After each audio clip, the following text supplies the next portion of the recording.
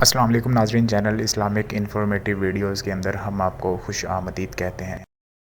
تحریک لبیک پاکستان کے سربراہ حافظ سعد حسین رضوی حفظ اللہ کی آج لاہور ہائی کورٹ میں سماعت تھی۔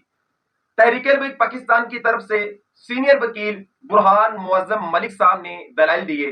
دلائل سننے کے بعد جسٹس طارق سلیم صاحب نے وفاقی حکومت کو نوٹس جاری کر دیا ہے اور سماعت جو ہے وہ ملتوی ہو چکی ہے اور اگلی سماعت جو ہے وہ کل دوپہر 2 بجے ہی ہوگی، جسٹس طارق سلیم صاحب کی عدالت میں ہی ہوگی، اور ہمارے جو وکیل ہیں انہوں نے اپنے دلائل مکمل کر لیے ہیں اور انشاءاللہ امید کی جا سکتی ہے کہ کل جو ہے حافظ سعد حسین رضوی بھائی کی رہائی متوقع ہو، کیونکہ جو جج صاحبان ہیں انہوں نے دلائل بھی سن لیے ہیں گورنمنٹ کے بھی، اور جو تحریک لبیک پاکستان کی طرف سے وکیل ہیں برہان معظم ملک صاحب ان کے بھی۔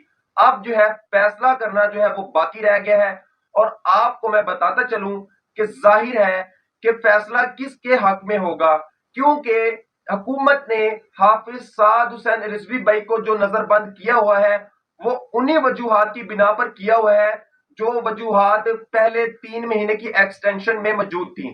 تو ان وجوہات پر جو سینئر ججز ہیں لاہور ہائی کورٹ کے، انہوں نے سعد بھائی کو رہا کر دیا تھا، لیکن گورنمنٹ نے دوبارہ انہی وجوہات کو استعمال کرتے ہوئے سعد بھائی کی ایکسٹینشن کو بڑھایا تھا۔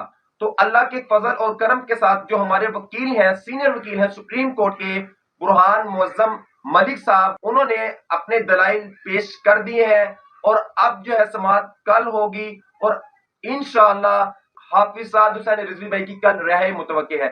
یہ تھی تازہ ترین اپڈیٹس جو آپ کے ساتھ میں نے شیئر کی ہے۔ دعاؤں کا سلسلہ جاری رکھیے۔